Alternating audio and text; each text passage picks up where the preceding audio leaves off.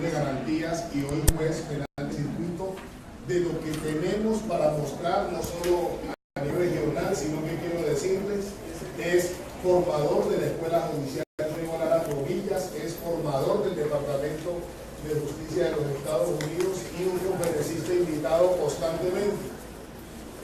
Le metimos una persecución más o menos de unos 4 o 5 meses hasta que lo cogimos, como decimos, cansado para que vuelva a su universidad. Es docente de otras universidades, curioso, de la universidad donde egresé yo. Él trabaja allá, yo trabajo acá, pero la idea es que conozcamos y motivemos a José Manuel para que vuelva al espacio que lo formó. Ahí, desde el año 93 como egresado, la universidad que lo formó lo reclama. Muchas gracias por estar aquí, doctor José Manuel, y paso al frente para mostrarle su conocimiento. Un aplauso para José Manuel. Muchas gracias. No, estas palabras se van más allá de lo que me corresponde. Pero bueno, muy contento de estar aquí con ustedes. Y entonces, manos a la obra. Vamos a hablar de la Ley 1826 del 12 de enero de 2017. Básicamente, esta ley nace en cierta manera como un experimento importante en la legislación penal colombiana. Cuando nosotros miramos el antecedente Acto Legislativo 03 de 2002, a través del cual se introduce el sistema de corte acusatorio aquí en Colombia, y el desarrollo normativo del mismo a través de la Ley 906 de 2004, había unas características muy claras, muy concretas en cuanto a lo que es un sistema de corte acusatorio. En ese devenir teníamos características tales como el de la presunción de inocencia, e igualmente, de paso, el goce de la libertad. Frente a estas dos características propias del sistema acusatorio, significa en términos generales que la carga de la prueba está en manos del Estado y que es el Estado quien tiene la obligación de demostrar que una persona es responsable penalmente de la comisión de una conducta punible. Pero mientras ello sucede, el estado natural de las cosas es que esa persona que está siendo procesada se encuentra bajo un estado de libertad, como regla general. La excepción es la restricción. Sin embargo, a pesar de que adoptamos en términos generales un sistema de corte acusatorio, la mente del legislador seguía girando en torno a un sistema anterior, sistema mixto con tendencia inquisitiva. Lo que de suyo trajo una serie de modificaciones. Modificaciones en cuanto a que, en el caso de la libertad, cada vez que salían en libertad determinadas personas, el legislador observaba ello y muchas veces concluía en que no debían salir en libertad determinadas personas, y lo que se hacía era ampliar términos. Y entonces aparecía cada vez una reforma de ello. A los jueces de control de garantías les era mucho más sencillo. Y oígase bien, que incluso esto apareció en un artículo del ámbito jurídico. ¿Cómo están?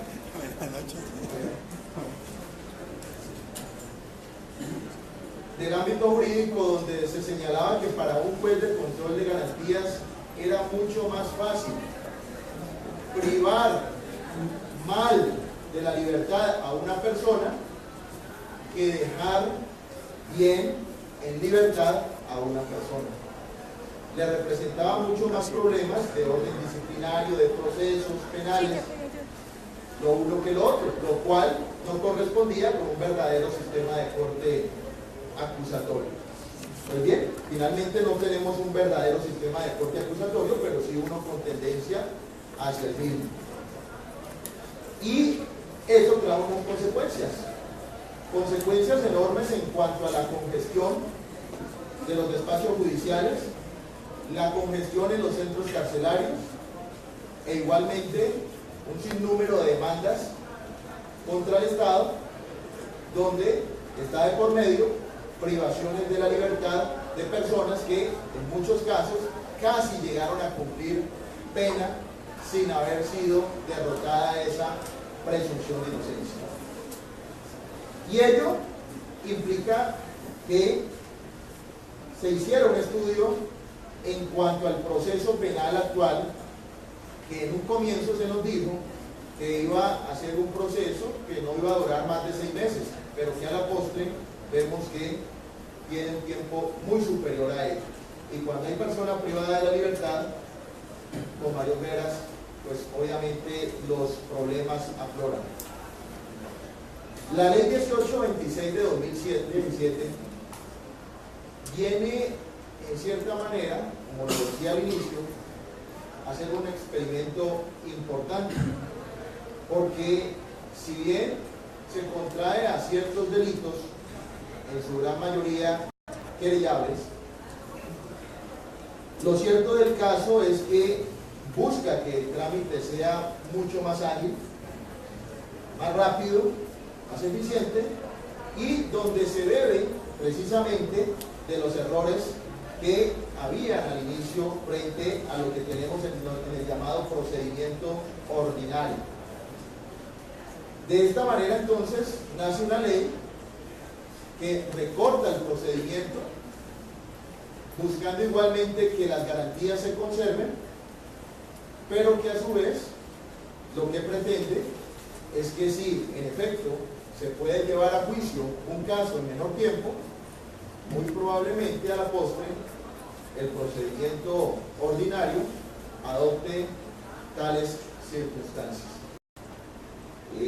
Y ello porque en estos momentos hay una gran congestión de los despachos judiciales, mientras que en Estados Unidos el 98% de los casos terminan en preacuerdo y solo un 2% son los casos que llegan a juicio. Aquí en Colombia sucede todo lo contrario.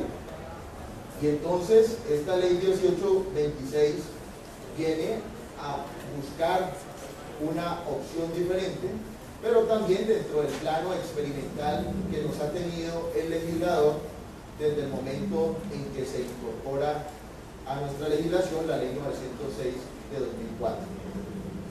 Miremos entonces, dentro de la estructura general del procedimiento abreviado hay unos cambios muy notables.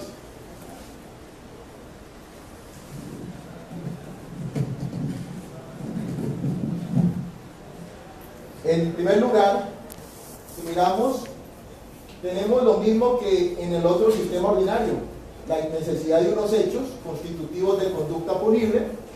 Una vez se dan esos hechos constitutivos de conducta punible, hay lugar a la presentación de una noticia criminis, en la misma forma en que la conocemos en el sistema ordinario. A partir de allí, nace la posibilidad de solicitar medidas de restablecimiento del derecho y durante todo el trámite, en cualquier momento.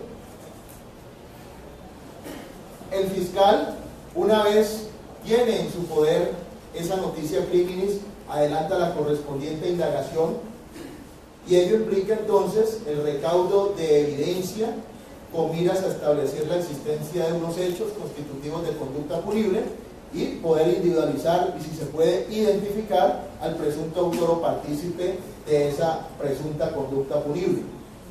Hecho lo anterior, dentro del sistema ordinario lo que teníamos era que se acudía al juez con funciones de control de garantías con la finalidad de formular imputación, es decir, señalarle a la persona por qué la fiscalía lo está investigando bajo circunstancias fácticas y jurídicas que se acomodan con el planteamiento probatorio que ha venido recaudando el fiscal. En este procedimiento abreviado ya no se acude al juez de control de garantías a formular imputación porque desaparece la diligencia de formulación de imputación y es reemplazada por un escrito de acusación.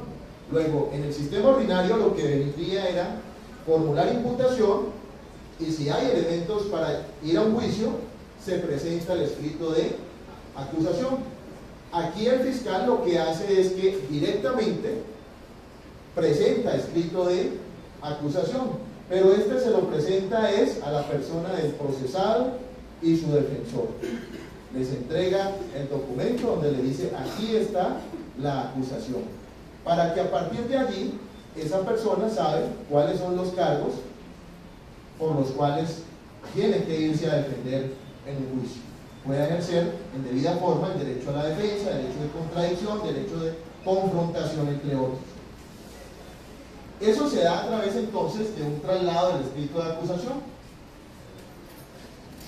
En ese traslado del escrito de acusación, si la persona llega en estado de libertad, lo que viene posteriormente es que dentro de los 5 días siguientes a ese traslado, debe entonces el fiscal radicar escrito de acusación en el centro de servicios para que el caso sea enviado a un juez de conocimiento.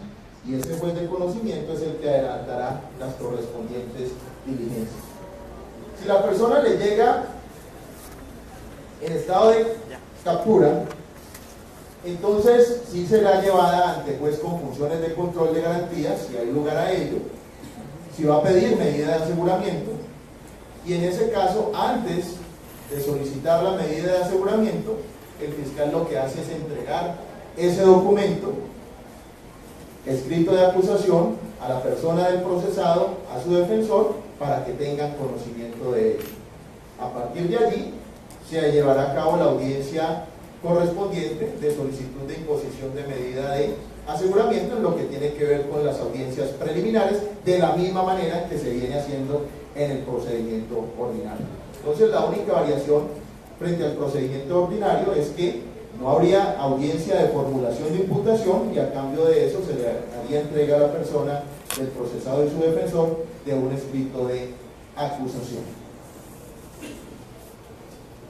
Como estamos hablando de delitos querellables en su gran mayoría, recordemos entonces, sigue esa obligación de requisito de procedibilidad de la acción penal del intento de conciliación, y entonces igualmente habrá lugar a esa situación.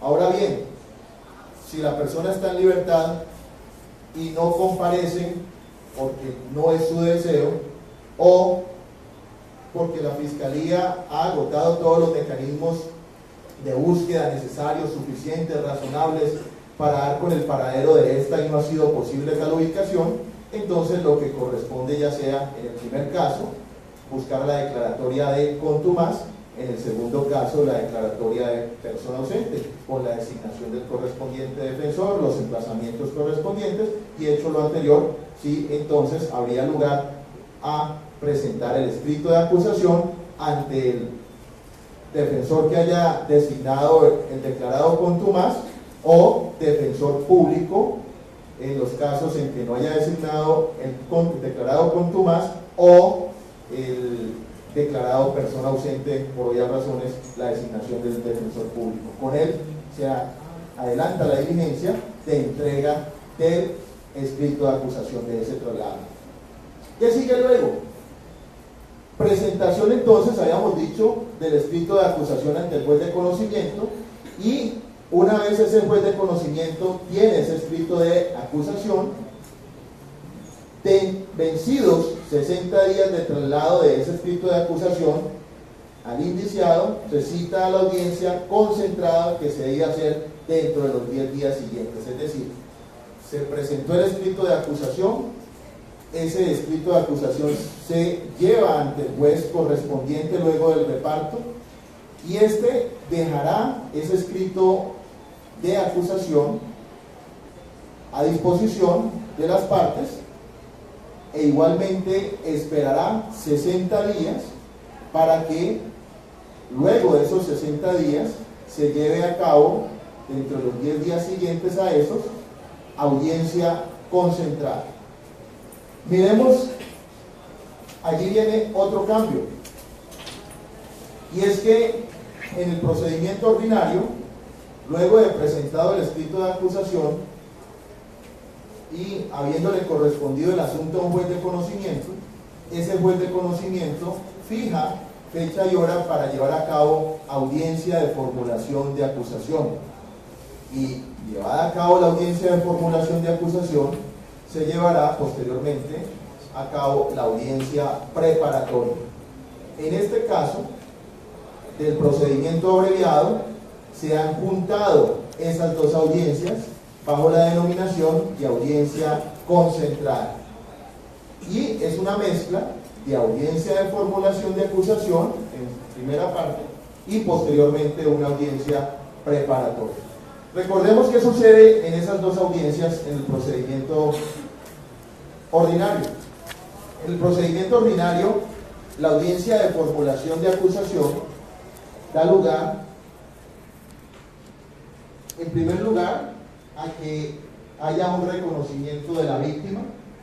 En segundo lugar, para que haya un saneamiento del proceso, esto es, que las partes puedan determinar en un momento dado si hay alguna causal de impedimento, de recusación, de falta de competencia, nulidad o algún tipo de observación sobre el escrito de acusación. Y en el caso de la Fiscalía, igualmente es un momento que aprovecha para presentar algún tipo de adición, corrección, aclaración a su escrito de acusación, para luego entrar a definir formalmente la acusación, fijar claramente cuáles son esos cimientos en que se basa esa acusación. Hecho lo anterior, se da el descubrimiento probatorio por parte de la Fiscalía, y ese descubrimiento probatorio debe ser total, o si no ha sido total, habrá un término de 3 días después de esa audiencia para que el fiscal proceda a ello. Luego viene la audiencia preparatoria, y en la audiencia preparatoria se verifica si el desarrollo del descubrimiento fue total como efectivamente se pretendía. Posteriormente hay lugar al descubrimiento por esa igualdad de partes para que la defensa haga lo propio. Se procederá a la enunciación probatoria, se procederá a las estipulaciones probatorias y finalmente a la solicitud y decreto de práctica de pruebas. Miremos allí entonces qué sucede en nuestro procedimiento abreviado. Trae precisamente la posibilidad de aceptación de cargos, reconocimiento de calidad de víctimas, manifestaciones de incompetencia, impedimentos, recusaciones y demás. Habrá lugar a la modificación al escrito de acusación introducidas por el fiscal. El defensor y víctima pueden presentar observaciones al escrito de acusación para que el fiscal aclare, adicione, corrija. Asimismo, el juez verificará si el descubrimiento fue completo o no, si el descubrimiento probatorio por parte de la defensa hay lugar a ello, y en efecto que se dé ese descubrimiento probatorio por parte de la defensa, la enunciación de las pruebas, la posibilidad de hacer estipulaciones, las solicitudes probatorias. Habrá lugar a proposiciones de nulidades. El juez decide lo que tiene que ver sobre nulidades, solicitudes probatorias y finalmente la posibilidad de interposición de recursos frente a las decisiones adversas del juez, frente a las partes. Lo que significa que hay una mezcla entre esa audiencia de formulación de acusación y audiencia preparatoria que conocemos en el procedimiento ordinario. Y finalmente viene el juicio, donde en el juicio se emitirá el correspondiente sentido del fallo, el juicio tal cual como nos lo trae la ley 906, con todo el rigorismo del caso.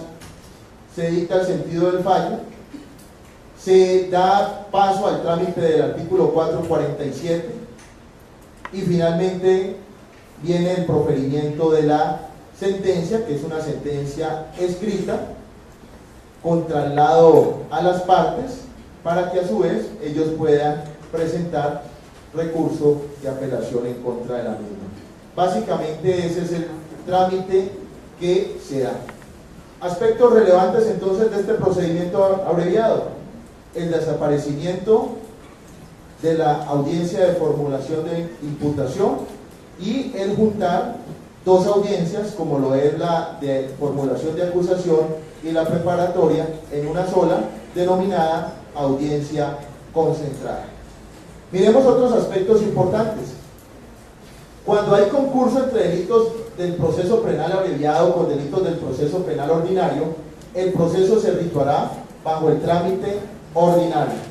Esto significa entonces, por ejemplo, si hay un concurso de delitos entre un homicidio y lesiones personales, donde el homicidio es propio del procedimiento ordinario y las lesiones personales son propias del procedimiento abreviado, entonces la ley nos indica el trámite a seguir en ese caso es el del procedimiento ordinario.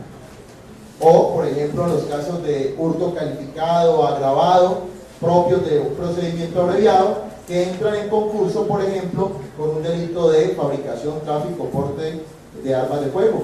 En ese evento, entonces, se sigue el curso del proceso ordinario.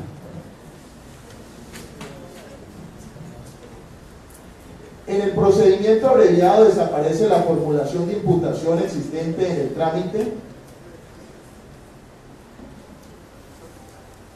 ordinario y se reemplaza por el traslado del escrito de acusación, que es su equivalente. Entonces, ese era uno de los aspectos que estábamos poniendo a relieve. No hay formulación de imputación y a cambio de ello presentación de escrito de acusación. ¿Qué implicaciones tiene ello frente al derecho a la defensa? En la audiencia de formulación de imputación se le señalaban los cargos a la persona que era procesada y había un tiempo importante para llegar a la acusación.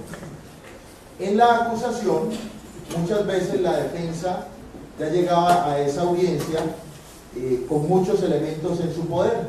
Por ejemplo, en un porte de estupefacientes, donde la defensa pretendía entrar a determinar que su defendido no ha cometido, o mejor, no se ha estructurado una conducta punible, por cuanto se trata de un consumidor y que esa sustancia que tenía en su poder era precisamente para su propio uso, pues podía llegar en ese tiempo de la formulación de la imputación a la formulación de acusación con elementos al fiscal para evitar que éste produciese un escrito de acusación y por el contrario solicitase a un juez de conocimiento la preclusión de la investigación.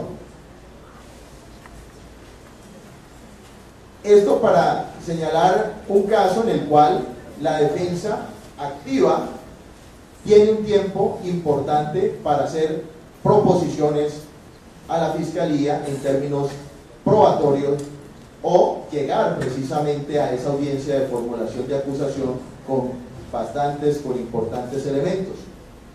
Además que tenía una audiencia siguiente, la preparatoria, para hacer el descubrimiento, o sea, buen tiempo. En este caso, al desaparecer la formulación de imputación y quedar solo la presentación, el traslado del escrito de acusación, se tiene la posibilidad allí de hacer lo mismo, en la medida en que, una vez presentado el escrito de acusación, el juez no puede inmediatamente citar a audiencia concentrada, sino que, como lo vimos al inicio, hay un término de 60 días que se debe esperar para proceder entonces, dentro de los 10 días siguientes, a llevar a cabo esa audiencia. Término de 60 días que puede ser bien utilizado por la defensa en el recaudo de evidencia con miras precisamente a concentrar su defensa.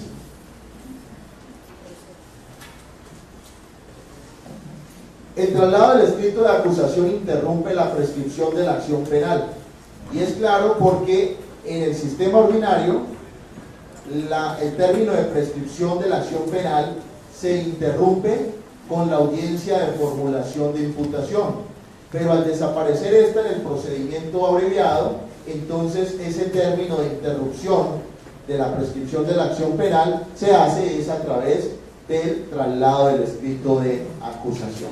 Cuando se da tal situación, a partir de allí, entonces debe contarse ese nuevo término.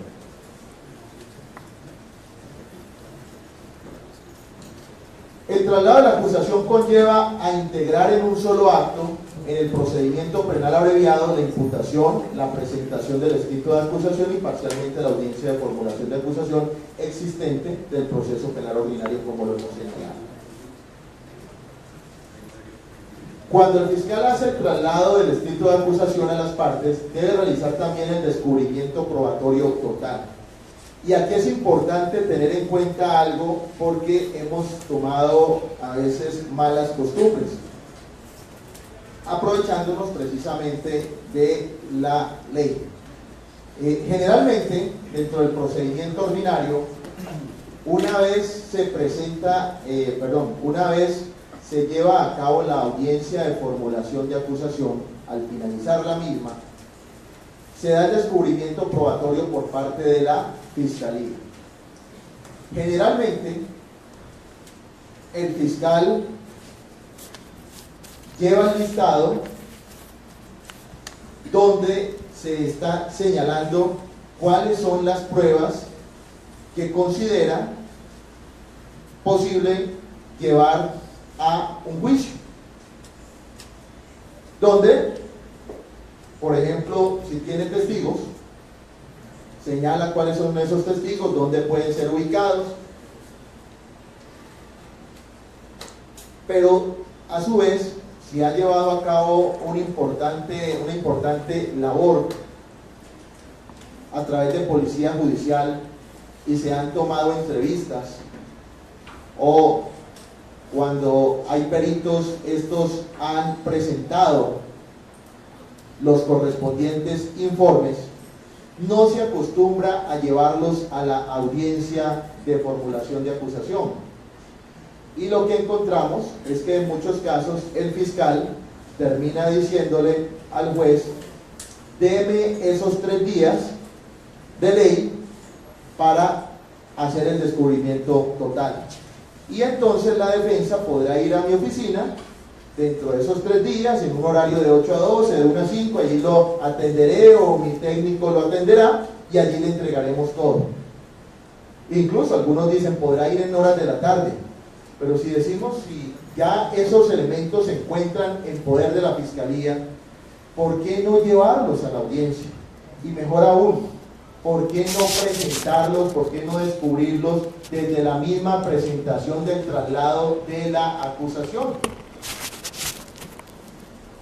Son pocas las excepciones a esa regla, donde nos encontramos que hay fiscales que incluso frente a esos elementos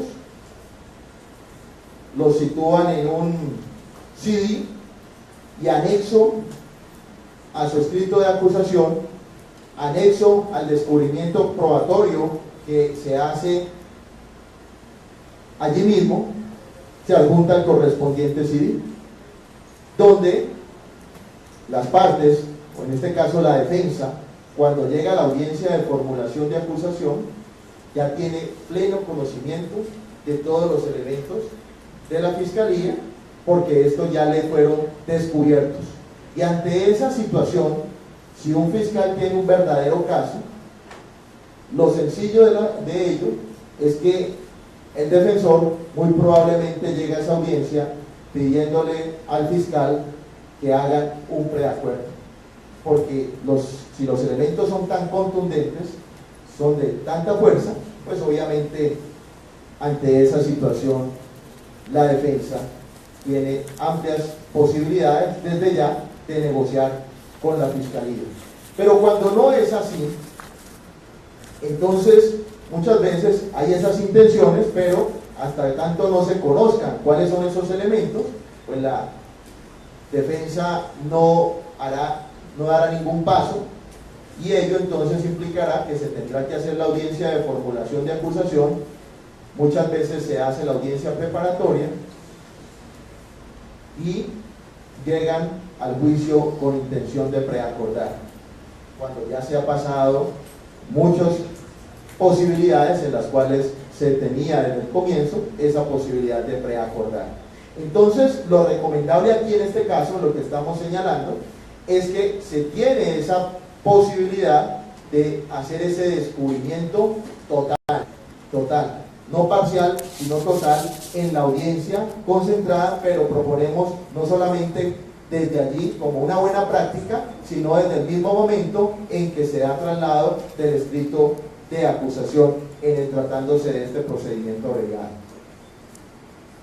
Para realizar el traslado de la acusación, el mínimo probatorio exigido es el de probabilidad de verdad. Y allí debemos recordar por qué el legislador ha establecido unos mínimos probatorios. En el caso del procedimiento ordinario, se ha señalado que ese mínimo para una formulación de imputación es una inferencia razonable de la existencia de unos hechos constitutivos de conducta punible y autoría o participación. Mientras que para una acusación es exigible la probabilidad de verdad, y cuando llegamos a un grado de sentencia, si buscamos una sentencia condenatoria, pues entonces debemos llevar al juez más allá de toda duda razonable. Como aquí no hay formulación de imputación, la exigencia para el fiscal es mucho mayor. Luego entonces el fiscal no puede llevar elementos para formulación de imputación en un procedimiento abreviado con miras a sustentar una acusación, sino que precisamente ese fiscal, cuando va a dar ese traslado correspondiente a la parte contraria, defensa, técnica y material, tiene que tener en su poder elementos que hablen de una probabilidad de verdad, de tal manera que ese sustento probatorio es mucho más exigente en este caso cuando se aborda a la persona del procesado y su defensor que en el procedimiento ordinario, porque en el procedimiento ordinario se llega desde formulación de imputación, mientras que aquí se llega ya es en una presentación de escrito de acusación. En delitos querellables, luego del traslado de la acusación, como ya lo hemos dicho, es obligatorio intentar la conciliación, lo que significa que el trámite es el mismo que ya teníamos, la conciliación en la presentación de la querella por quien se encuentra debidamente legitimado y dentro del término establecido en la ley, y en segundo lugar, el intento de conciliación como requisito de procedibilidad de la acción penal.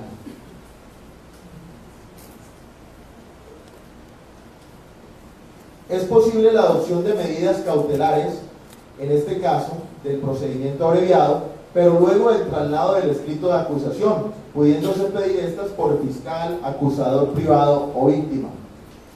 Dentro del procedimiento ordinario, siendo ese parangón, las medidas cautelares, como embargo, como secuestro, son viables una vez se ha formulado la imputación.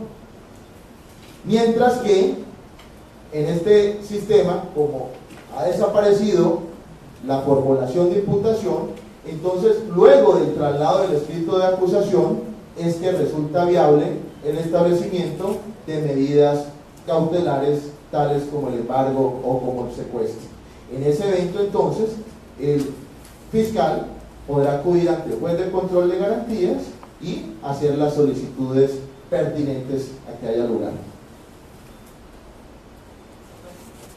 Las medidas de restablecimiento del derecho se pueden solicitar en cualquier momento procesal, a diferencia de las medidas cautelares en el caso de la búsqueda del restablecimiento, y esto va conforme lo señala el artículo 22 del Código de Procedimiento Penal. También entonces, tanto la Fiscalía como el juez tienen amplias facultades para que las cosas vuelvan a su estado anterior. Es decir, no solamente nos vamos a ocupar de establecer si hay unos hechos constitutivos de conducta punible, cuál es el presunto autor, partícipe de la misma, sino que además de ello hay lugar a la búsqueda del restablecimiento del derecho, y en eso tienen amplias facultades tanto la Fiscalía como los jueces para llegar a esas importantes labores, de tal manera que la víctima, sin que el proceso haya culminado, tiene la posibilidad de buscar en un momento dado que las cosas vuelvan a su estado anterior y no esperar a una situación definitiva. Allí aparecen medidas, por ejemplo, como la suspensión del poder dispositivo, que ha sido muy efectiva en muchos casos, para evitar precisamente los casos de los bienes, que estos sigan en el comercio y se puedan ver afectadas no solamente una persona, sino múltiples personas frente a bienes que están precisamente concentrados dentro de un proceso penal y en el cual apenas se va a dirimir aspectos importantes frente a los derechos que hay sobre los mismos. El fiscal que luego del traslado de la acusación no presente dentro de los 5 días siguientes escrito de acusación ante el juez de conocimiento podrá tener sanciones disciplinarias, procesales y penales. Y esto es importante porque si le estamos señalando que para llegar a esa acusación tiene que tener unos elementos importantes, y hablamos de probabilidad de verdad, estamos señalando que el traslado de la acusación es algo sumamente serio. Y aquí encontramos algunos problemas frente a la formulación de imputación. Muchas veces nos encontramos con casos en los cuales se ha formulado imputación sin los elementos suficientes, simplemente señalando, formulemos la imputación y en el camino vamos buscando a ver qué sucede, y como no hay persona privada de la libertad, si posteriormente estamos solicitando una preclusión, pues no se le causa daño a la persona. Realmente sí hay un verdadero daño. No todas las personas afrontan una investigación de la misma manera. Hay personas con el solo hecho de que le digan que se tiene que presentar a un juzgado acompañado de un abogado defensor, ya con eso tienen pues para que la vida les cambie totalmente, y aún no han recibido ningún tipo de medida ni nada, simplemente es una comunicación, y el juez le reitera, no, esto es una comunicación de un proceso. Pero lo que se imagina la persona es que si un fiscal ha llevado ese caso hasta el juez, psicológicamente lo afecta, porque esa persona está convencida de que ese fiscal debe tener elementos importantes para llevarlo hasta allá, y eso implica una serie de situaciones para ese ser humano. Entonces, ¿aquí qué tenemos? Como estamos hablando de una acusación donde no hay formulación de imputación, lo que se busca es que ese fiscal vaya armado hasta los dientes, vaya con todo. Que cuando un fiscal esté corriendo traslado del escrito de acusación, la persona diga, caramba, necesito realmente un abogado defensor, porque esto es una cuestión seria. Luego, entonces, no es que le corrimos traslado y después no sabemos entonces si vamos ante el juez de conocimiento o no, o qué es lo que vamos a hacer. No, cuando el fiscal hace el traslado del escrito de acusación, tiene que tener muy claro que efectivamente se va para juicio el caso si hay lugar, y eso implica entonces que dentro de los 5 días siguientes presente el escrito de acusación en el centro de servicios para que asigne juez de conocimiento, el cual citará posteriormente a una audiencia concentrada.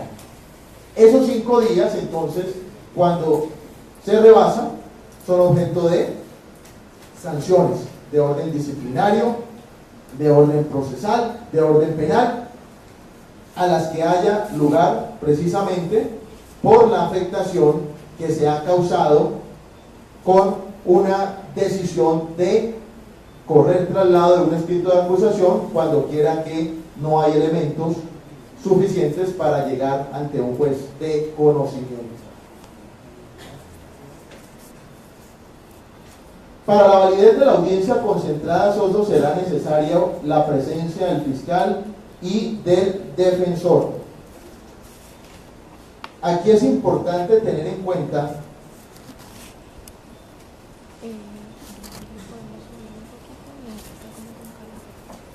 que dentro del sistema ordinario,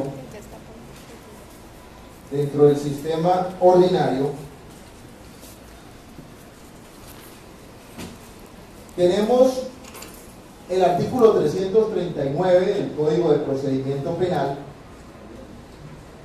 que nos señala que se requiere la presencia del fiscal, del abogado defensor y del acusado privado de la libertad, a menos que no desee hacerlo o sea renuente a su traslado. Y en la audiencia preparatoria, que para su validez es indispensable la presencia del juez, fiscal y defensor. Aquí en el procedimiento abreviado, el artículo 18, en su inciso que establece un nuevo artículo 541, nos señala que para la realización de la audiencia concentrada será necesaria la presencia del fiscal y el defensor. Allí algunos le han dado varias interpretaciones.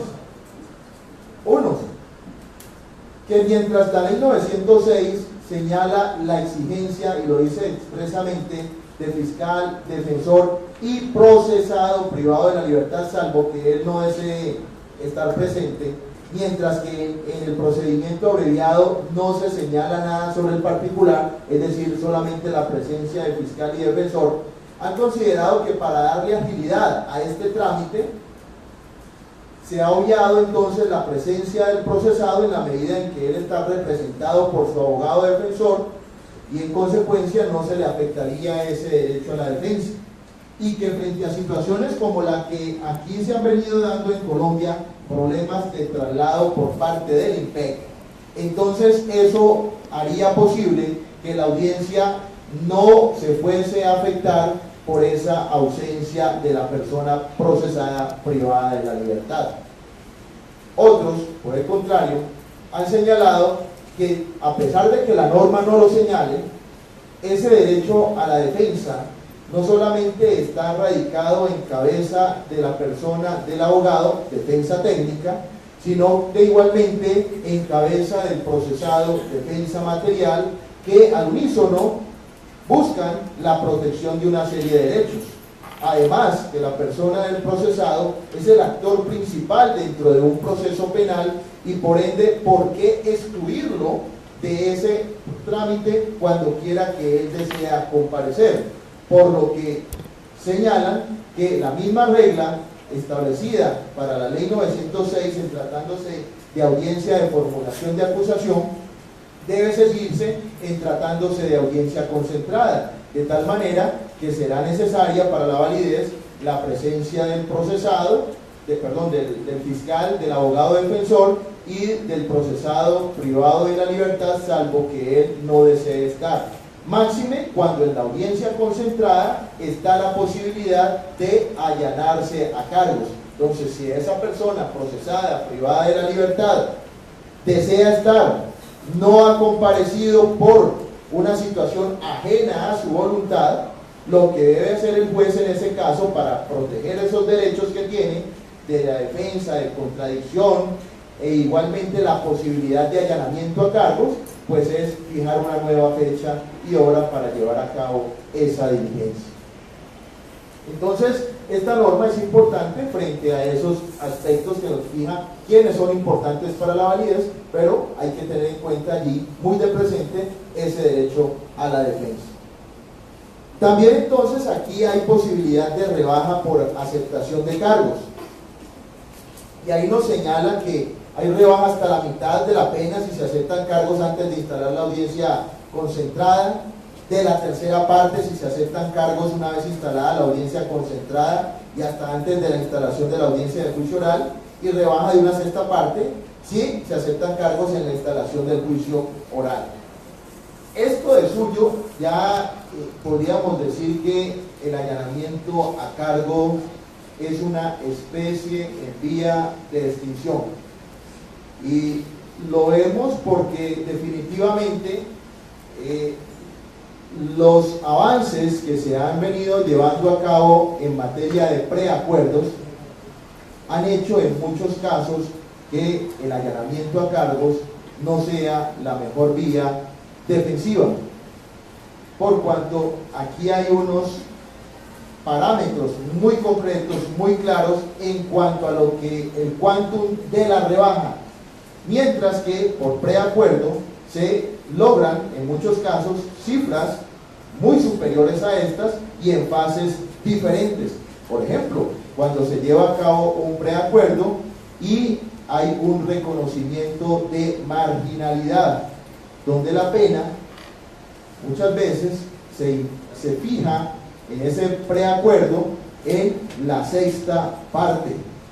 Entonces, ¿quién va a querer un allanamiento a cargos cuando de pronto, a través de la negociación que se haga con la Fiscalía, se puede lograr una ventaja muy superior? Y entonces, obviamente, esta es una situación que tiende a desaparecer en la medida de la existencia de los preacuerdos. Y en este aspecto también hay voces que señalan que la norma no hace alusión a preacuerdos, sino solamente a allanamiento a cargos. Sin embargo, pese a esas circunstancias, en mi opinión, cabe también la posibilidad de llevar a cabo preacuerdos.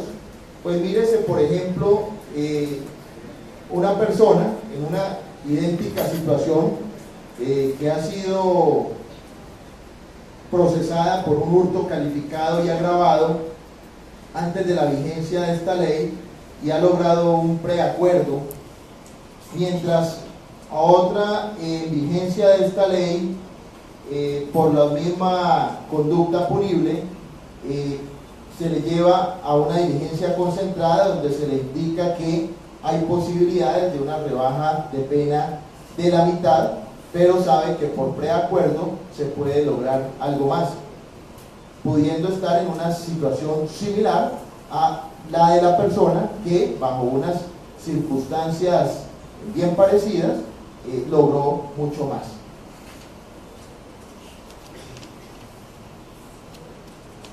Si hay aceptación de cargos, el juez de conocimiento procede a citar a las partes para la realización de la audiencia del artículo 447 del Código de Procedimiento Penal y se dicta sentencia. Esta diligencia del procedimiento abreviado es la misma que tiene el procedimiento ordinario, lo que significa entonces que se correrá traslado a las partes en virtud de esta norma del 447 para que, conforme a ello, las partes se refieran a las condiciones individuales, familiares, sociales, modo de vivir y antecedentes de todo orden de la persona que está siendo procesada. ¿Con miras a qué? A establecer una pena, con miras a establecer la posibilidad de lograr algún tipo de beneficio, es decir, conocer más a fondo a esa persona y poder entonces tener en cuenta esos aspectos importantes, fundamentales para la dosificación de la pena y el establecimiento de posibles beneficios.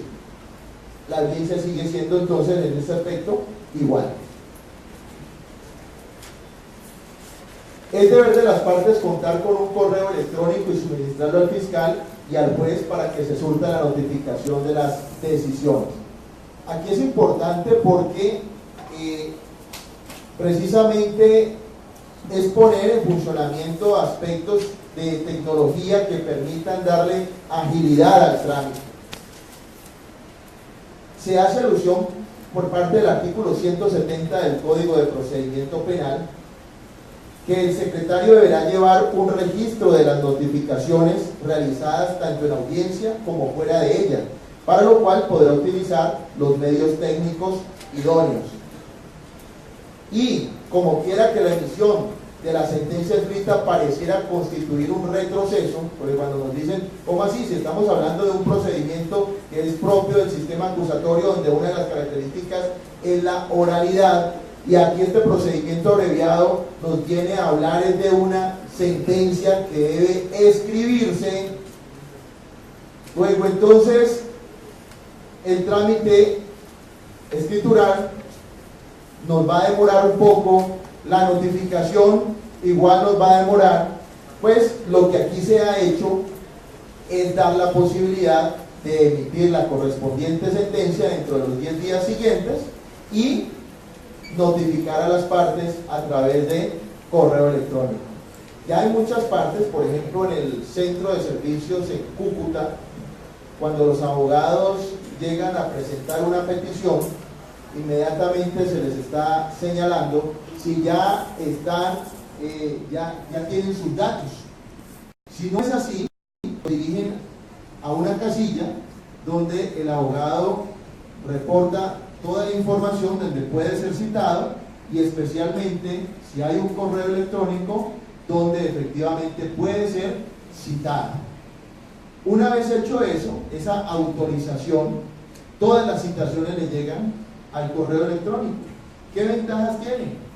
Que estamos hablando de tiempo real, lo que significa que en estos momentos, cuando es citada una de las partes a una audiencia, la dificultad que hay es que cuando a esa persona le llega la citación, a veces le llega el día anterior a la audiencia y muchas veces ya tiene otra fijada con anticipación. Luego lo que le queda es excusarse y algunos incluso dicen, pues no me excuso para ver si de pronto la otra se me daña, pues acudo a esta, porque de pronto me excuso en esta y también la otra se me daña y al final de tener dos audiencias para la misma fecha y hora, paso a no tener alguna.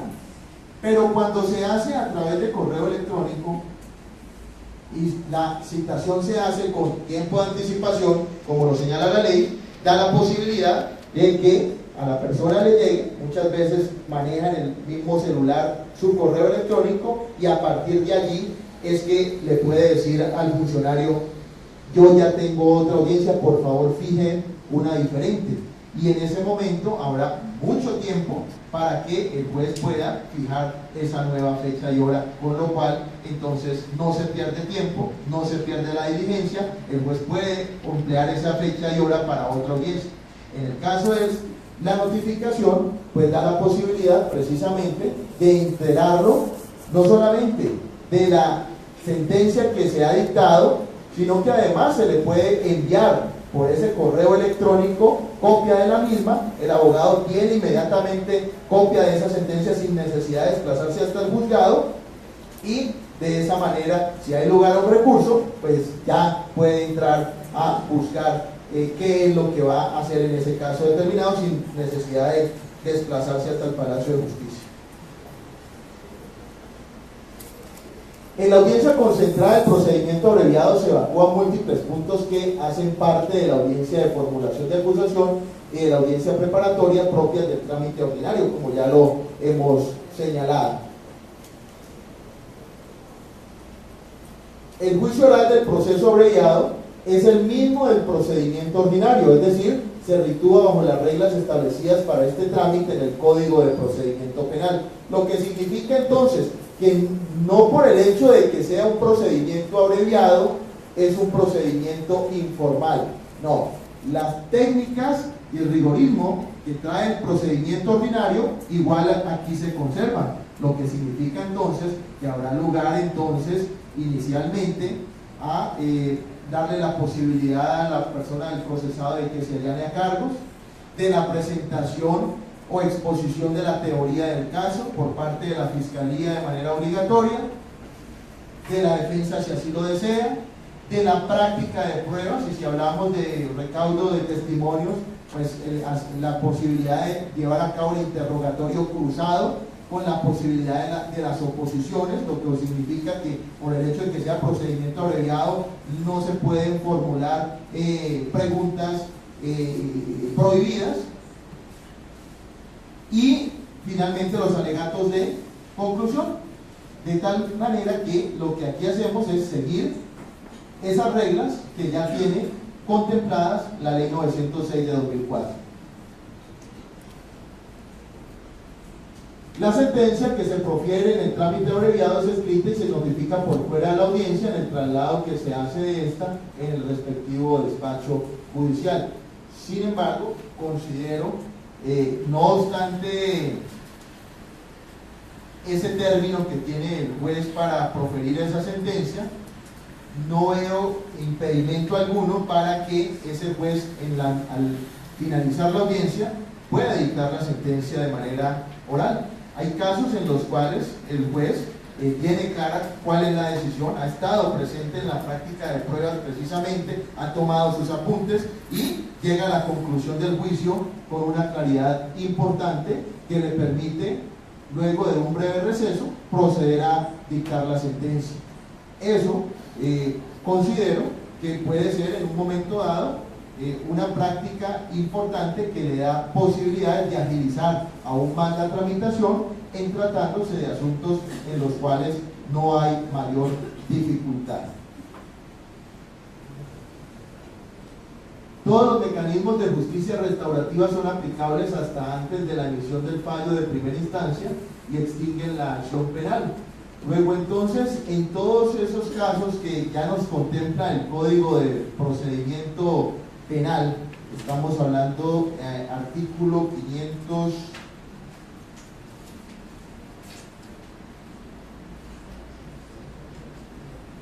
521, Código de Procedimiento Penal, la conciliación, el incidente de reparación integral, la conciliación en el incidente de reparación integral, la mediación, nos permiten en un momento dado buscar unas opciones diferentes a la de la terminación del proceso a través de la culminación de un juicio y el proferimiento de la respectiva sentencia, de tal manera que esos mecanismos que nos trae el artículo 518 y siguientes del Código de Procedimiento Penal pueden ser empleados perfectamente aquí en el procedimiento abreviado, pues lo que se busca precisamente es no siempre llegar a través de un juicio a una sentencia, sino que si hay mecanismos de terminación anticipada, pues estos sean utilizados como la mediación y la conciliación.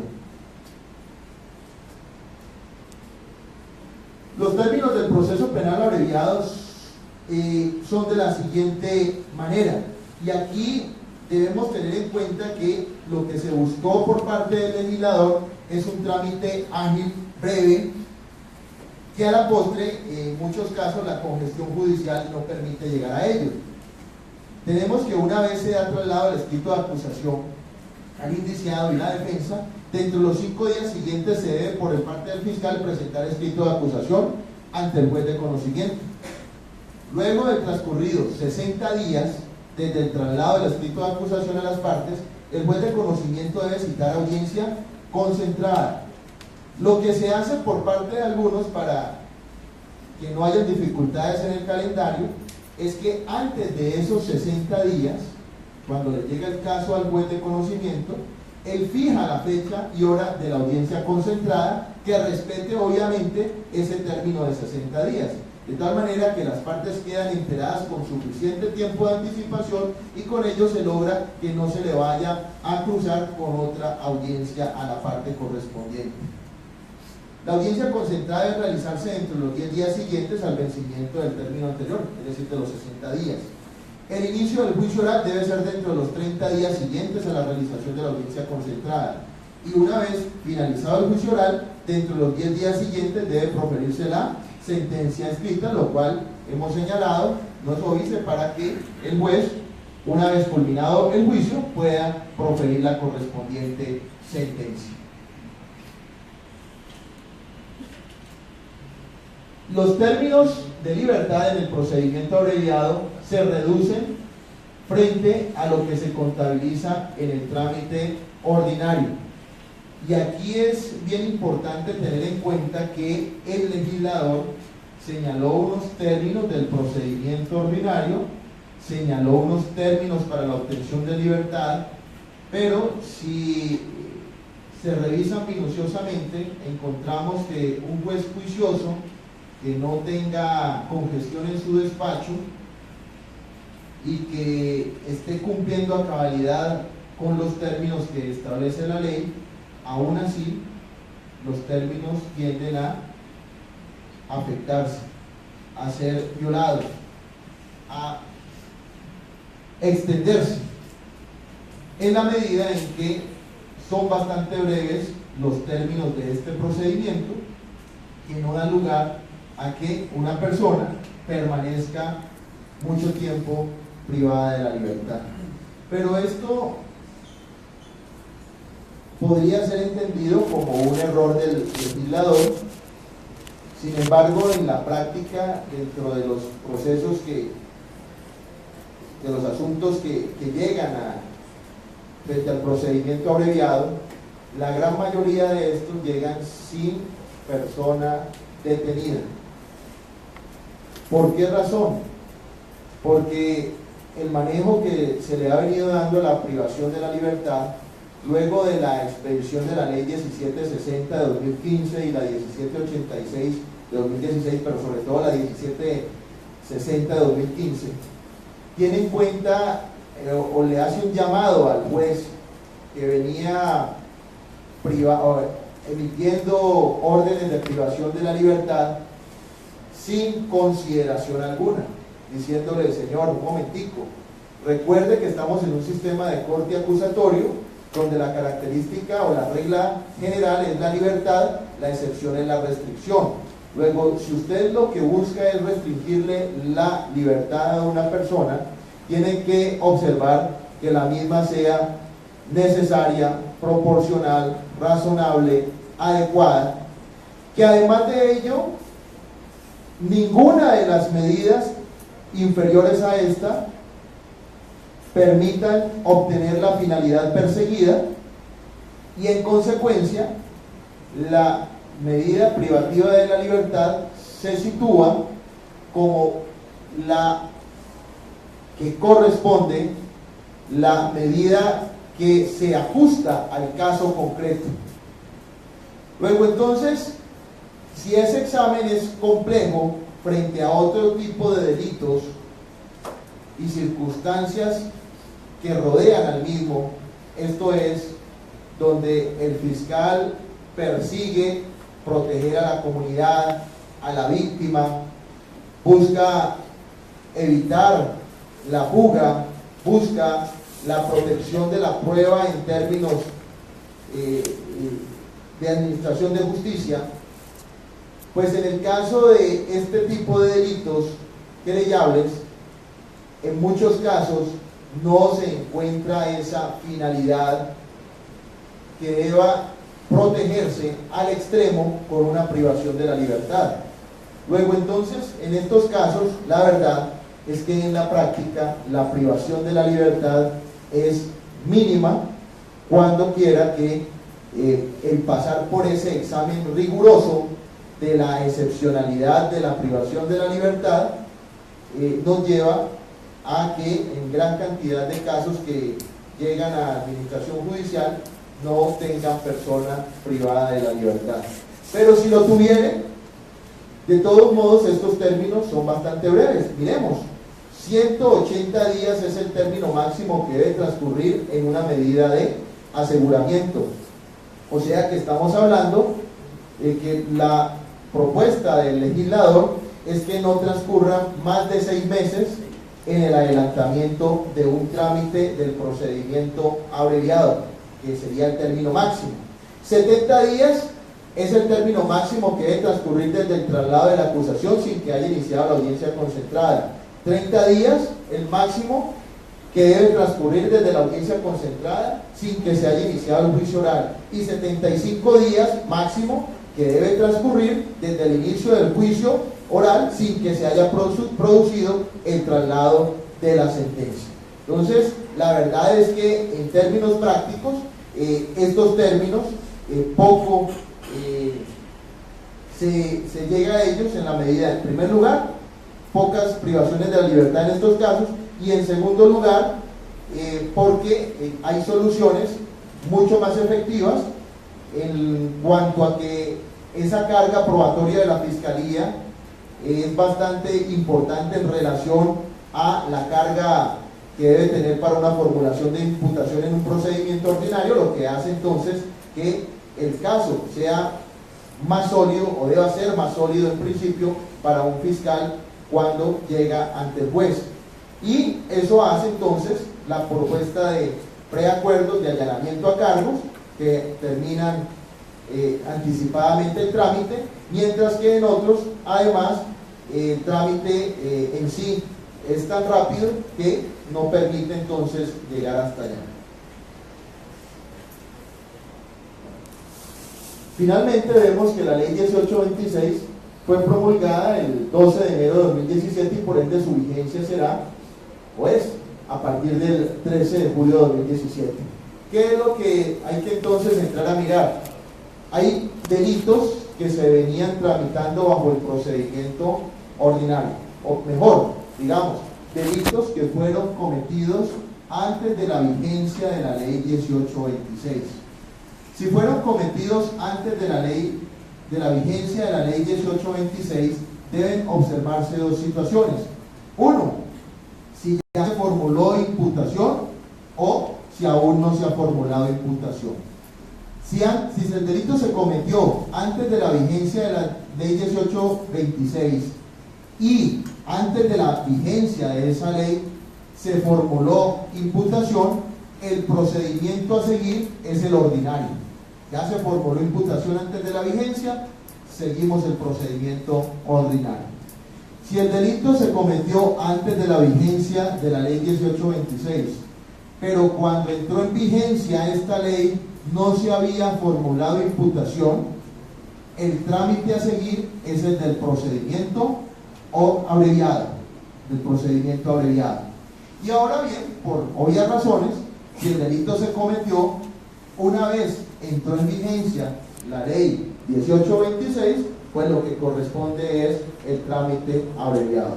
Luego, la única posibilidad de nosotros tener un delito de los contemplados en la ley 1826 y que no sea de este trámite es porque se realizó antes de la vigencia de la ley 1826 y se formuló imputación antes de esa vigencia. En todos los demás casos, siempre será el trámite el de la ley 1826 de 2017. Muchas gracias.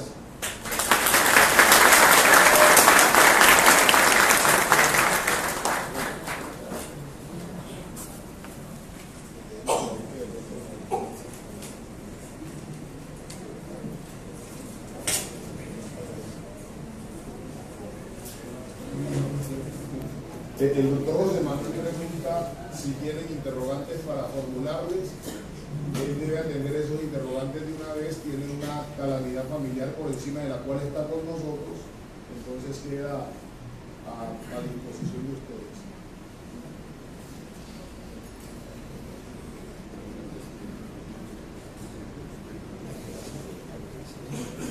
Yo les decía, la profundidad era total y ahí que no tengamos interrogantes. José Manuel. Todo muy claro. Muy claro. El doctor Montoya. Gracias. Doctor Tello, José Manuel. Hay dos puntos pues, que se ha hablado en cuanto al término de prescripción. ¿Ya? Es el traslado del escrito de acusación al defensor y al acusado o el procesado, y en el evento cuando se realiza la audiencia de formulación de acusación. ¿Cuál es el término que se debe tomar para interrumpir la prescripción? Cuando el fiscal entrega el traslado al abogado o en la audiencia de formulación de acusación. No, en el término del traslado del escrito de acusación. En el primer evento. En ese primer evento. Sí, a partir de allí se interrumpe. Es que lo que se hace por parte del legislador es, como ya no hay audiencia de formulación de imputación, donde oralmente se le exponían a la persona del procesado las razones por las cuales estaba siendo investigado, esto viene a ser suplantado por la presentación del escrito de acusación. O sea que en el momento en que él le está entregando ese escrito, ya esa persona allí adquiere conocimiento de cuáles son esos cargos y a partir de allí es que se interrumpe el término de prescripción de la acción penal. Gracias.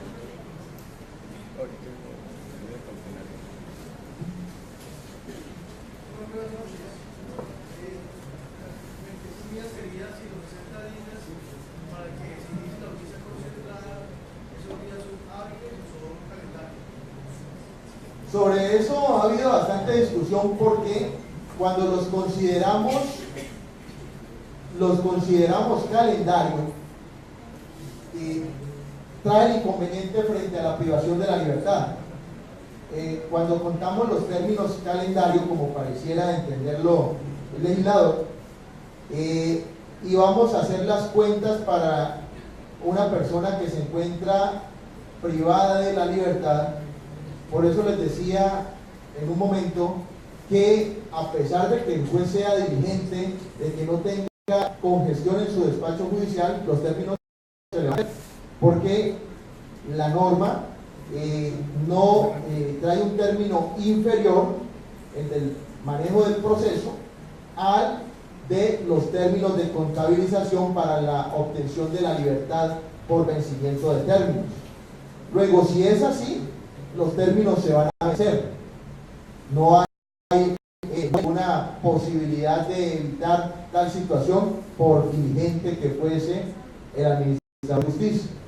Pero la otra consideración que se ha hecho por parte de otros es que esos términos deben de ser en días hábiles, y las críticas que se han hecho son las mismas que se hicieron en su momento a la ley 906 sobre esa contabilización de términos, que llegó finalmente a entender que esos términos son a los cuales obviamente hay que restarle las causas razonables y hay que restarle las circunstancias en las cuales hay dilación por parte de la persona del acusado o su defensor.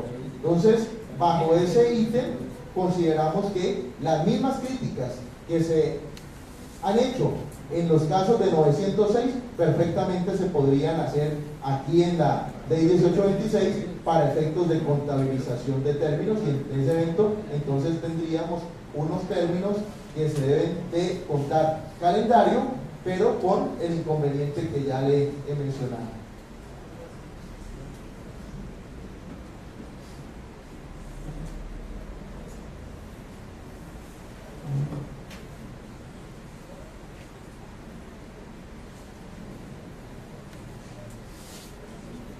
Otros aplausos.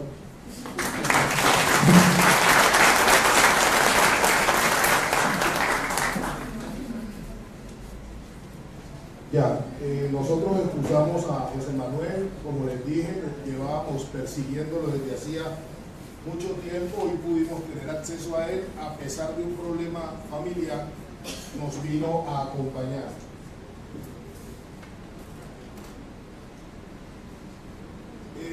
Aprovecho el privilegio de ser docente de tiempo completo de la universidad y contar aquí en el recinto con la gran mayoría de personas como conocedoras de esa condición para de una vez entrar nosotros en la discusión que nos corresponde. Ya desde hace mucho tiempo venimos trabajando en la universidad. José, fíjate que la gran discusión que tenemos nosotros para plantearnos acerca de la intemporalidad del ejercicio del derecho a la defensa lo dejas planteado en la discusión que hoy nos traes acerca del procedimiento abreviado. Porque fíjense que todo el ejercicio empieza a desarrollarse a partir del momento en que la Fiscalía radica el escrito de acusación o tiene el escrito de acusación, pero no se nos habla de la actuación precedente o la actuación que sirve como soporte para que la Fiscalía recaude los medios de conocimiento a partir de los cuales llega a la necesidad de vincular a una persona como parte mediante la acusación que corresponde, que exactamente es el mismo problema que tenemos nosotros o que teníamos en ley 906 para efectos de la vinculación de la persona a la actuación a través de la formulación de la imputación. Y decimos que nos nace el mismo inconveniente, ¿por qué? Porque en el procedimiento abreviado utilizaba apropiadamente el término parte, José Manuel, ¿cierto?, de conformidad con el artículo 536, cuando se produce la comunicación de los cargos, y parte es un concepto al que le damos especial relevancia, porque cuando le decimos tal, cuando lo convertimos en parte, es que le damos la categoría de sujeto procesal y como que le nacen cada una de esas garantías que tiene implementada la Constitución, que tiene implementada la ley. fenómeno idéntico al que se presenta en ley 906 dentro del procedimiento normal, el ordinario, porque llega un momento en que la persona que es objeto de la persecución se convierte en parte, se convierte en sujeto de la actuación, cuando empezamos a llamarlo imputado. La pregunta que nosotros tenemos para formularnos es si eso comporta validez constitucional o eso comporta validez de frente a los tratados internacionales. Si eso comporta validez conforme a la Constitución o conforme a los tratados. Aquí esto se está volviendo que le damos una denominación a la persona perseguida, a la persona contra la que ponemos en movimiento el aparato de justicia, y a partir de ahí le respetamos sus garantías fundamentales, y más cuando abreviamos los términos. Uno empieza a mirar así, José, y mirate, el 537 dice que cuando se produce ese traslado de la acusación, hay posibilidad de que se solicite una audiencia para imponer, o en esa audiencia se imponga medida de aseguramiento. Y acá, cuando se formó la imputación, hay posibilidad de que en esa misma audiencia se solicite medida de aseguramiento. Y uno dice, ¿y entonces dónde está la discusión que tenemos que promover nosotros de cara a la Carta Constitucional? ¿Qué es lo que está pasando con las garantías implementadas en la Constitución en favor de la persona a la que le ponemos en su espalda la administración de justicia por vía de la Fiscalía General de la Nación? ¿Resulta válido que fijemos un momento para que conviertan en parte y que en consecuencia, convirtiéndome en parte, que debe verse afectado mi derecho fundamental entre los fundamentales? Y digo, resulta válido porque antes de ser parte, ¿qué pasa? ¿Qué actividad está desarrollando la Fiscalía General de la Nación? Así como yo espero que me conviertan en parte con la acusación, sin conocer que el aparato punitivo del Estado se ha puesto en movimiento, en esencia se está respetando el derecho a la defensa. Y son los interrogantes que respondemos para preguntarnos: ¿se está respetando lo que manda el artículo 29, inciso cuarto de la Constitución?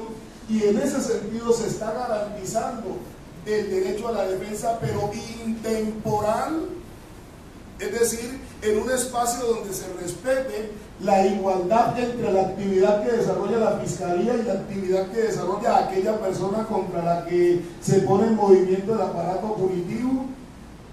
Y es ahí cuando nos motivamos a esta discusión. ¿Por qué ahí nos motivamos a esta discusión? Porque se han producido cambios al total, sustanciales en la Carta Política nuestra. No es válido, o no resulta válido, que un día el fiscal sorprenda a la persona con una acusación o con una imputación, y en esas mismas audiencias les diga, y además voy a solicitar medida de aseguramiento, con un ítem que, si es el juzgado, como lo planteaba José, es un juzgado que mantiene su actividad al día, pues las audiencias van a ser en un corto espacio de tiempo. Y la pregunta va a ser si ese corto espacio de tiempo le sirve a la persona para equipararse en poderes con la Fiscalía General de la Nación. Miremos el procedimiento con la ley 906, José, porque la ley 1826 no lo establece. ¿Qué pasa con la ley 906 de 2004? ¿Cuánto tiempo tiene la Fiscalía a partir de unos hechos que revistan las características de un delito para desarrollar una investigación? Digamos que en el texto original de la ley 906 no existía un término para desarrollar la indagación preliminar. O sea que, como pasó otrora con el decreto 2700 de 1991, el término con que cuenta la Fiscalía en ley 906 al inicio es el término de la prescripción de la acción penal.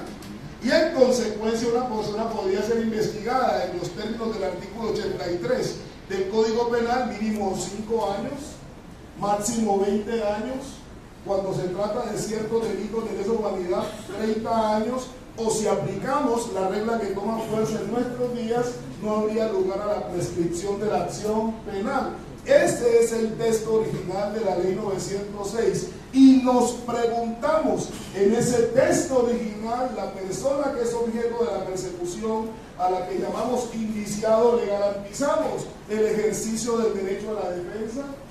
Le podemos plantear un principio que se llama la igualdad de las armas y que en consecuencia estén equiparados en poderes el Estado por intermedio de la Fiscalía y la persona que está siendo objeto de investigación y su defensor, si podemos hablar de defensor, cuando no tengo posibilidad de saber que me están investigando, y uno diría, se quebranta abruptamente.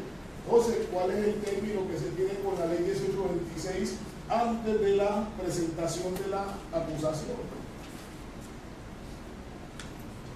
Porque con la ley 906 evolucionamos, digo, ¿por qué? Porque la ley 1453 del año 2011, artículo 49, le creó un parágrafo al artículo 175, porque la ley 1474 del año 2011, artículo 35, le creó otro parágrafo al artículo 175, y a partir entonces del 2011, al menos para la ley 906, lo que nosotros podemos afirmar es que el mínimo máximo de investigación que se puede tener en preliminares en ley 906, el mínimo dentro de los máximos, 2 años. Dependiendo de la entidad de los delitos, podemos extendernos a 3 años. Cuando interviene la justicia especializada, podemos extendernos a 5 años. Y la ley 1474 nos dice que cuando se trata de atentados contra el patrimonio del Estado, podemos extendernos al doble de esos términos. Con lo que al menos para la ley 906, y en ello nos proyectaríamos hacia la ley 1826, el término que tendría la Fiscalía en indagación preliminar sería 2 años. El término máximo, mínimo dentro de los máximos, 2 años.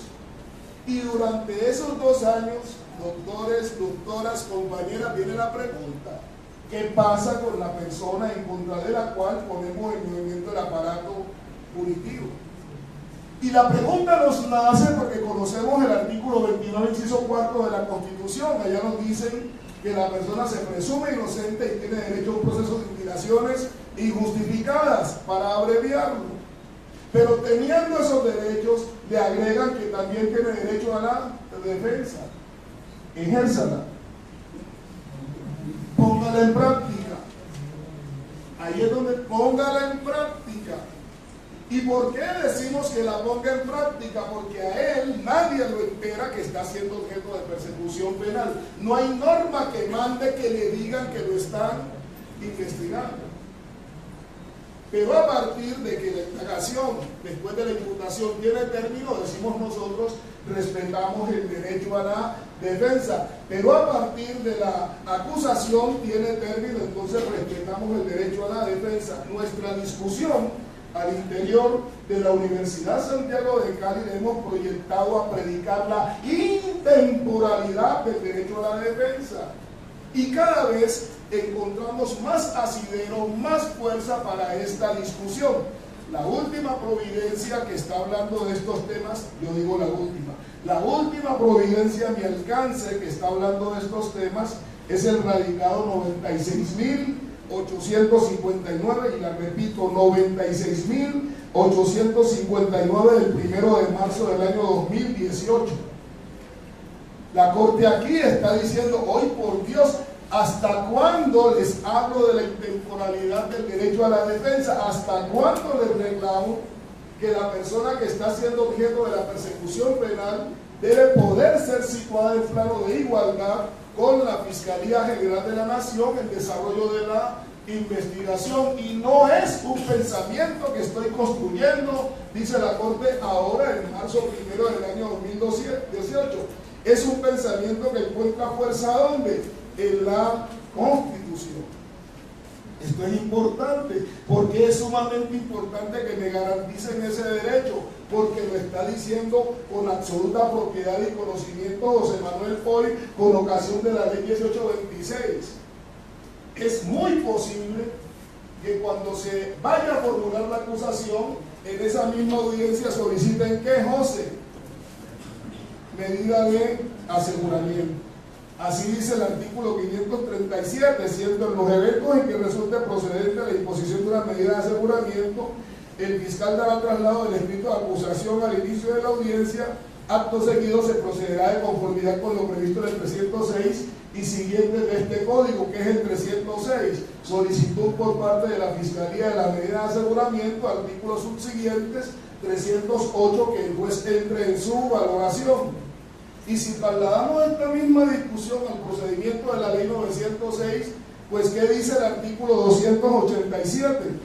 El artículo 287, y lo voy a leer, de la ley 906, dice: el fiscal hará la imputación fáctica cuando de los elementos materiales probatorios, evidencia física o la información legalmente obtenida, se pueda inferir razonablemente que el imputado es autor o partícipe del delito que se investiga. Oigan, de ser procedente en los términos de este código, el fiscal podrá solicitar ante el juez de control de garantías la imposición de la medida de aseguramiento que corresponde. Y viene la pregunta: ¿esto lo hace la Fiscalía después de haberse apropiado de sus 2 años, o de 6 meses, o de 1 año? Y le dice: señor, lo convoco a audiencia de imputación, pero ojo, que en esa misma audiencia usted puede perder su libertad. Y viene la pregunta: y si usted ha dispuesto de tanto tiempo, ¿cómo me sorprende de esa forma? Respuestas: es que usted no es parte en ley 1826 con la acusación, es que usted no es imputado en ley 906 con la formulación de la imputación.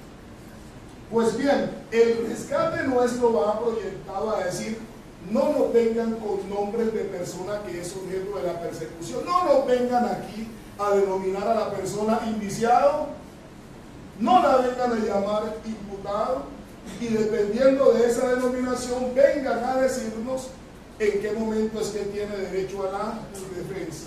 Allá en la 1826, cuando lo acusan es parte, y entonces ahora sí puede ejercer su derecho a la defensa. Acá, en ley 906, cuando le imputan es imputado, y cuando se convierte en imputado, entonces hacemos realidad su derecho a la defensa. Pregunta: ¿quién le dio esa autoridad al legislador?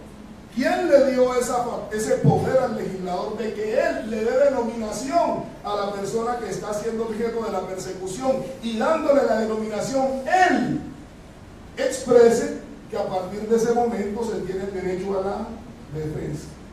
Son discusiones que nosotros estamos planteando dentro de la universidad, pero como lo expresaba, ya han tenido desarrollos en la Honorable Corte Constitucional. He tenido como referente para esta sesión exclusivísimamente ese radicado 96.859 del 1 de marzo de 2018, y lo he hecho en forma deliberada, le he dado cabida. ¿Por qué? Porque hay providencia para profundamente interesante. Aquí mis estudiantes dirán: es que tiene fijación. Claro que la tengo, pero la tengo es con la Constitución. La tengo es con el respeto cabal de lo que está consagrado en artículos como el 2º de la Constitución, que manda a que el Estado garantice a todos los asociados esos derechos que están consagrados en la Constitución, y uno de esos derechos consagrados en la Constitución es el que emana del artículo 29. Para el caso nuestro, emana del inciso 4, que dice el inciso 4 del artículo 29 constitucional, que a toda persona se presume hasta que una sentencia condenatoria no logre desvirtuar esa presunción. Punto seguido: quien sea sindicado tiene derecho ¿a qué? A la defensa, ¿cierto? Término el de sindicado, que la Corte Constitucional lo ha trabajado, lo ha razonado para decirnos: no se dejen llevar de la denominación de sindicado, porque un día le encontraron en ordenamiento de procedimiento penal unos vigentes como la ley 600. Si ustedes leen el artículo 126, en la ley 600, ahí les hablan de imputado y de sindicado, y le dicen que el sindicado es la persona que ya se vinculó al proceso mediante indagatoria de declaración de persona ausente. Ahí dice eso, Pero en la ley 906, doctores, doctoras, compañeros aquí, ¿se utiliza el término sindicado? No.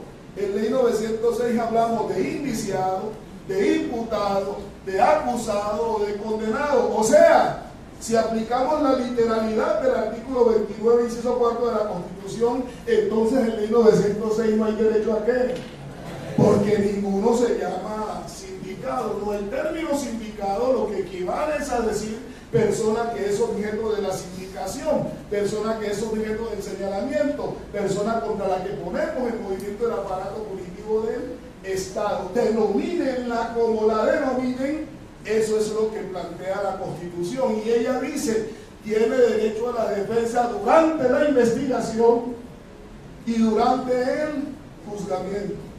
No dice en ley 906, tiene derecho a la defensa después de la formulación de la imputación. No permite decir en ley 1826, tiene derecho después de la acusación, sino que desde el momento en que el Estado lo señale como la potencial persona a la que se puede determinar como autor o partícipe de un comportamiento delictual, desde ese momento Víctor debe estar agrupado por qué artículo, por el 29 constitucional. Claro, aquí tenemos a José porque es uno de esos jueces que se caracteriza por eso, por pelear por el respeto de la Constitución. Por eso estamos, como se dice vulgarmente, atalayándolo para que se lo descuide la libre y lo regresamos a nuestro ámbito. Ya lo tenemos cerquita, ya estoy negociando con la esposa para que me lo ayude a presionar. Vamos a ver si conseguimos el objetivo.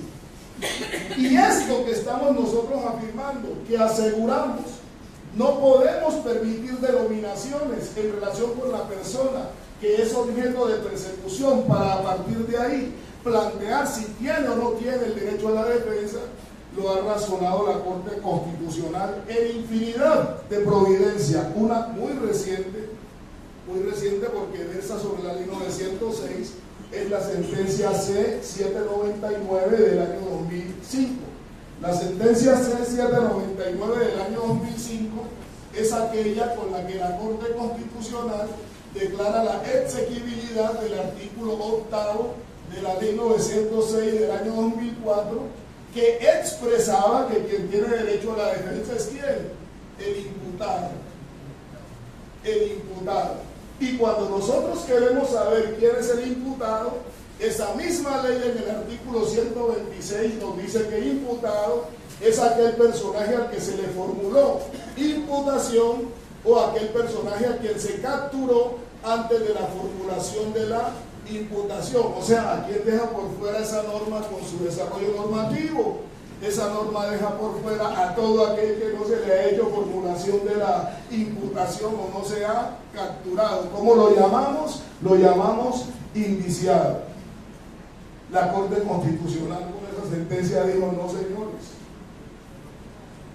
no permito que se haga ese tipo de discriminación en relación con la persona que estamos persiguiendo. Y no lo permito, ¿por qué? Dijo la Corte. Porque desde que se expide la Carta Política de 1991, con su desarrollo fundamental en el artículo 29, inciso 4, dice así la Corte, cambió, se modificó todo concepto de proceso penal. Y el proceso penal nace a partir de cuando existe una noticia que permita activar el aparato de justicia. Y en consecuencia, dice la Corte Constitucional, cada vez que el Estado tenga una noticia en relación con la cual se vea obligado a poner en movimiento el aparato punitivo porque la puede calificar como criminis, es decir, que de ella podemos extractar las características básicas y estructurales de una conducta delictiva, y en relación con ella tengamos una persona identificada o individualizada, hay que comunicarle a esa persona que le están investigando para que ejerza su derecho a la defensa. Lo aprendimos. Sentencias C-150 de abril 22 del año 1993. Esta sentencia en su momento estudió el artículo 7º, inciso 2 de nuestro primer Código de Procedimiento Penal con esta Constitución, que fue el decreto 2700 del año 1991. Dijo, el concepto de proceso penal ha variado. Y ese concepto nace cuando podemos extractar de una noticia criminal las características básicas y estructurales de una conducta delictiva. Sentencia C-412 de septiembre 28 del año 1993, frente al mismo decreto 2700 del 91. Y lo citó, y lo razonó la Corte en esta sentencia C-799 del año 2005. Le permito leer la providencia que me sirve como base para esta discusión, que es la 96.859 Víctor. Ojo, hemos estado destacando mucho que no nos dejemos engañar de la utilización de términos para la persona que está siendo investigada, que a veces nos la llaman indiciado, o nos la llaman en ley 906 imputado, en ley 600 para decir el uno no tiene derecho a la defensa, después la llaman imputado en ley 906 o sindicado en ley 600 y nos dicen estos sí tienen derecho a la defensa. Insistamos, por favor, ¿qué norma es la que le da legitimidad al legislador para hacer ese tipo de diferenciación? ¿Qué norma es la que le faculta para negarle una eventualidad del desarrollo pleno de las garantías implementadas en la Constitución? No hay respuesta.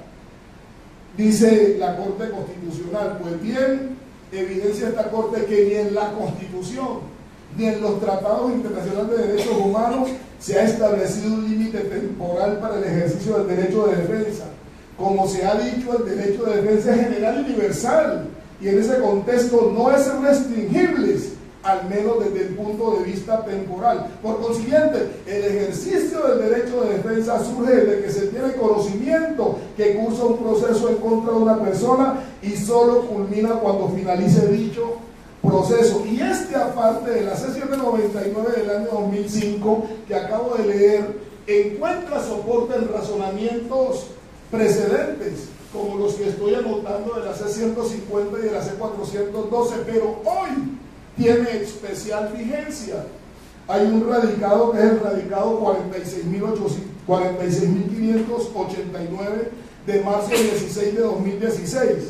La Corte dijo, ojo, por motivo de lealtad, yo voy a repetir este radicado, Montoya, radicado 46.589 de marzo 16 de 2016. Por motivos de lealtad, igualdad de armas y garantía del derecho de defensa, el órgano de persecución penal está en el deber de informar al indiciado. Estoy hablando de ley 906. Dice al indiciado, no está diciendo al imputado, que ha sido individualizado sobre el adelantamiento de ese asunto preprocesal. Nos está significando que cuando acá nos expresan que la persona tiene conocimiento, es un conocimiento que le debe llegar legítimamente. ¿Por parte de quién? Por parte de la Fiscalía General de la Nación. Mandato que tiene que ser así, porque estamos trabajando con una herramienta fundamental que es el artículo 29, inciso 4 de la Constitución, que no permite hacer ningún tipo de distinción. La defensa es intemporal. La persona investigada tiene derecho a poderle dar insumos a la Fiscalía para que no le radique escrito de acusación 1826 o para que no le formule imputación. Aquí recordamos con los estudiantes con los que permanentemente dialogo que hay un principio que se llama el principio de objetividad, que estando consagrado en el artículo 115 de la ley 906, dice que la Fiscalía General de la Nación, con el apoyo de las autoridades que cumplen funciones de policía judicial, adecuará su actuación a un criterio objetivo y transparente, ajustado jurídicamente para la correcta aplicación de la Constitución política y la ley. Por manera que si yo le doy los insumos a la Fiscalía para que ella desvirtúe la argumentación que traía de la posibilidad de una acusación o de la posibilidad de una imputación, el ejercicio puede llevarnos a una de tales conclusiones. Y aquí en esta providencia lo dice la Corte, de ahí que con el respeto de ustedes la referencia. Conforme a la esbozada aserción, la encargada de la guarda y supremacía de la norma de normas acudió a los diferentes criterios jurisprudenciales fijados en el anterior sistema de investigación penal para el desarrollo de la indagación preliminar. Transcribió algunos apartes de la sentencia C-150 del 93, así como de la C-412 del 93, y concluyó, ojo, la correcta interpretación constitucional del derecho de defensa implica que éste no tiene un límite temporal. Si no existiere desde el inicio de la investigación esta proporcionalidad basada en el derecho de defensa, fácilmente la persona puede pasar de investigada a imputada, a acusada y condenada, sin haber actuado en equilibrio de fuerzas con quien lo investiga, razón por la cual existiría una clara violación al derecho de igualdad y el derecho de defensa. Lo que estamos apuntando. ¿Cómo así? Que se está desarrollando una indagación preliminar en un máximo mínimo de 2 años y la persona no conoce que le están investigando, y lo próximo que escucha es que le radicaron imputación con medida de aseguramiento, que le radicaron acusación con medida de aseguramiento. Y no se preocupe, que usted va a poder ejercer su derecho a la defensa, y si pierden ese ejercicio, pues espere que ahí está el 317 de la ley 906, espérese 60 días y de pronto usted recupera la libertad provisional. Sigue diciendo la Corte, en consecuencia, no es de relevancia, oigan esto, no es de relevancia para el ordenamiento constitucional el nombre que jurídicamente se le otorga a una persona al interior de una investigación o de un proceso penal. No nos interesa que lo llamen en ley 906 indiciado, imputado, acusado. Todos son uno que tiene derecho a ¿qué? A esa defensa consagrada en el artículo 29, inciso 4 de la Constitución. Punto seguido. Lo trascendente acá es que a dicha persona no se le apliquen excepciones temporales al ejercicio de su derecho de defensa, pues ella en cualquier etapa pre o procesal puede hacer uso del derecho constitucional a defenderse. Por consiguiente, el ejercicio del derecho de defensa por parte de la persona investigada obtiene constitucionalmente realce. Lo anterior porque nadie más interesado que la persona sujeta a la investigación en demostrar que no debe ser siquiera imputada de los delitos que se investigan. En conclusión, no permitir que la persona ejerza su derecho de defensa desde que se inicie una investigación en su contra, en conclusión, no permitir que la persona ejerza su derecho de defensa desde que se inicie una investigación en su contra, tenga esta el carácter de preprocesal o procesal, es potenciar los poderes investigativos del Estado sin razón constitucional alguna, en desmedro del derecho de defensa de la persona investigada. La intemporalidad entonces del derecho a la defensa lo que nos está es invitando a que neguemos opciones como aquellas que se plantean del escaso tiempo de dilación que nace cuando radicamos la imputación o cuando radicamos la acusación, y que reclamemos, por el contrario, que a la persona se le permita conocer que está siendo sujeta de una investigación de carácter penal, para que pueda, en el mismo espacio de tiempo en que se le investigue, recaudar elementos con lo que pueda hacer confrontación con la Fiscalía General de la Nación. Esto no es ninguna novedad en el ordenamiento constitucional nuestro. Estamos insistiendo, ya casi, estamos insistiendo en el contenido del artículo 29, inciso 4 de la Constitución. Esto no es una novedad. De frente al decreto 2700 de 1991, nosotros tuvimos la sentencia C-150 de 1993, la C-412 de 1993. De frente a la ley 600 de julio 24 de 2000, ¿qué tuvimos nosotros? Víctor, un ordenamiento que limitaba a la persona del imputado en ley 600, la posibilidad de que pudiera contar con el mismo espacio de tiempo de la Fiscalía para efectos del desarrollo de la investigación. ¿Qué dijo la Corte Constitucional? Eso no resulta posible. Por eso declaró exequible el artículo 176 con la condición que se incluyera la comunicación al investigado de que tenía una investigación en su contra, lo declaró exequible con la sentencia C-836 de octubre 8 del año 2002. Cuando la ley 600 de 2000 dijo que el imputado era diferente del sindicado y que el que tenía condición de sujeto procesal era el sindicado, la Corte Constitucional con la sentencia C-033 de enero 28 de 2003 dijo que no, que el imputado y el sindicado son la misma persona para efectos del derecho a la defensa, cuando el legislador en el artículo 323, en la etapa de investigación previa, negó la posibilidad de que el imputado conociera la actuación antes de rendir versión libre, la Corte Constitucional dijo que no, reclamó la intemporalidad de la Constitución, y con la sentencia C-096 de febrero 11 del año 2003 dijo, antes de ser escuchado en versión libre, tiene derecho el imputado a conocer que lo están investigando, y no solo a conocer que lo investigan, sino además a conocer los soportes probatorios con los que cuenta la Fiscalía para considerarlo autor o partícipe de un comportamiento delictivo. Vino la ley 906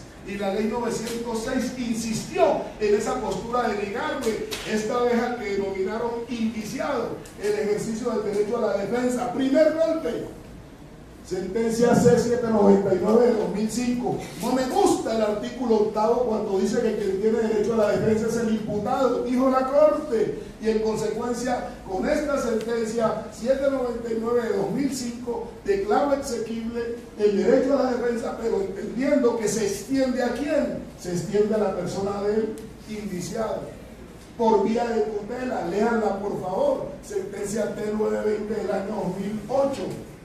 La Corte Constitucional en ley 906 dijo no hay posibilidad de negarle el ejercicio de defensa al indiciado porque no ha adquirido la condición de imputado. No solo tiene derecho a que le comuniquen, sino que tiene derecho a conocer todo lo que reposa como soporte de la Fiscalía en su investigación. Al indiciado no le permitían participar de las audiencias de control posterior, de allanamiento, de registros, de interceptación de comunicaciones, de seguimientos pasivos. La Corte Constitucional dijo eso va contra la intemporalidad del derecho a la defensa. Sentencia C-025 de enero 27 del año 2009. Denle participación. Y cuando el artículo 267 y el 287 partían del supuesto que lo que le daba categoría a la persona para ser investigada era la condición de imputado, la Corte Constitucional con la sentencia C-127 de marzo 2 de 2011 dijo no, respetemos la Constitución y el derecho de la defensa se lo garantizamos a la persona por el solo hecho de ser objeto de la persecución penal. Intemporalidad del derecho a la defensa en términos de la Constitución. Claro, depende del lugar en que esté situado, a veces evalúa el derecho a la defensa, pero llega un momento en que todo el mundo reclama el derecho a la defensa. Cuando uno iba donde el honorable magistrado Víctor Marmolejo, uno llegaba reclamándole al doctor, no me han notificado la apertura de esa indagación disciplinaria, y él con su formación en Europa y demás decía, no le han notificado, coja, entérese, conozco las pruebas y después viene y me dice que le escuche en versión libre. Así era hasta el último día. Hay quienes la persona llega y le responden, ¿y qué? ¿Cómo viene a decirnos acá que no sabe por qué es que lo denunciaron? Usted tiene que saber. Después uno lo ve llorando, preguntando por qué a él lo habrán denunciado para poder estructurar el ejercicio del derecho a la defensa. Doctores, ¿qué se entiende por hacer una persona objeto de señalamiento con potencialidad de ejercer el derecho a la defensa? Dice la Corte, radicado 34.022 de junio 8 del año 2011, 34.022 de junio 8 de 2011. Ahora bien, el recaudo no se encuentra satisfecho con cualquier comentario que el instructor comunique al imputado. Para hacer válida la información debe necesariamente ser concreta, expresa, clara y precisa, circunstanciada e integral, única forma para que sea eficaz y cumpla sus fines. Ninguno de esos requisitos puede ser soslayado. Ello así en virtud de que si el propósito de la noticia sobre la imputación es que el ciudadano involucrado conteste a ella dando las explicaciones correspondientes. Esto puede verse dificultado e incluso imposibilitado si la información es incompleta, imprecisa, capciosa, implícita o no previa. O no previa equivale a decir en cualquier fase de la investigación en que se conozca que es objeto de la persecución. Esto es lo que reclama el estudiante santiaguino, y ahí que hagamos permanentemente este trabajo de actualización. Muchas gracias.